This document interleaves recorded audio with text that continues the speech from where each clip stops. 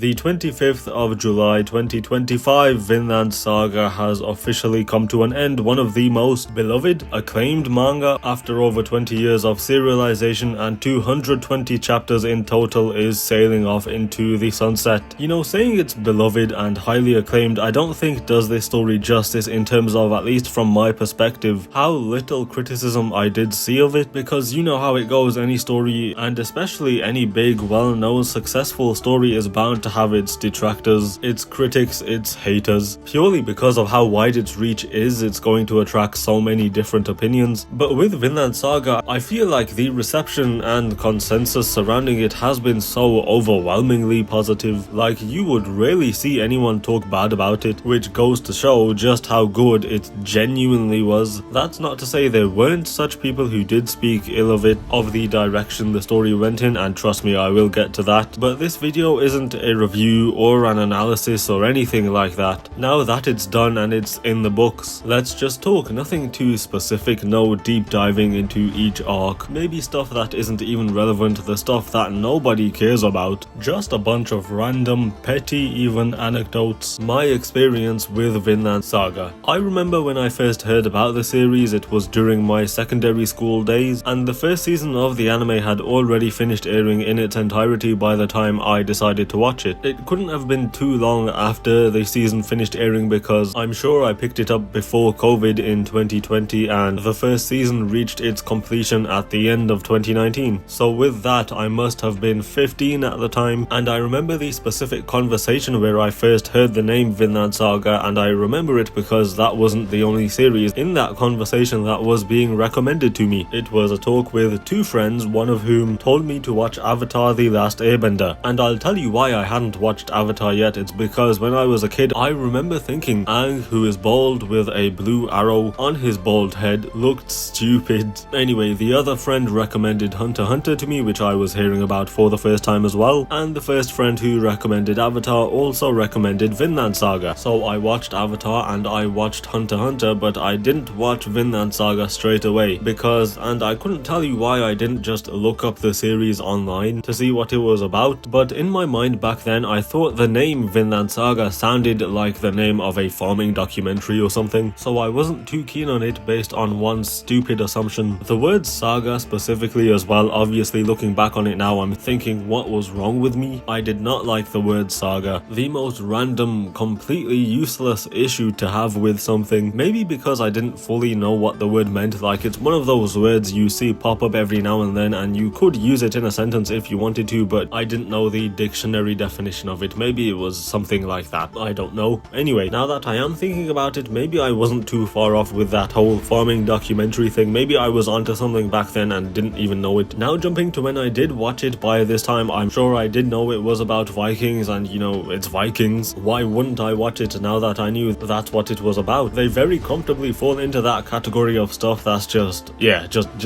classic boy stuff. A bunch of axe swinging maniacs beating the shit out of each other. I am seated. My prejudice against the word saga can now be thrown out the window. I am seated. I'd also never thought about such an anime like Vinland Saga existing, like one inspired by and taking place in real world history, a historical drama anime, because pretty much every other one that I had seen before Vinland, or really up to now, either take place in the present day or in a completely fictional world. But I do like history. Let me clarify though, history that I learn about on my own accord, because that is a completely different experience to history lessons at school. Although I think there is a trend to be found in the parts of history that I have found most interesting to look into. You got the Vikings, Genghis Khan, Alexander the Great. I have a clear preference. Old school warfare, fighting, the classic boy stuff. And just look at the opening scene of the anime, it's exactly what I'm talking about. I can happily sit back, turn off my brain and watch this guy kill people. Just so many people in such bloody ways, and because it's Vikings we're talking about, they probably deserved it. However, I should turn my brain back on because this story is much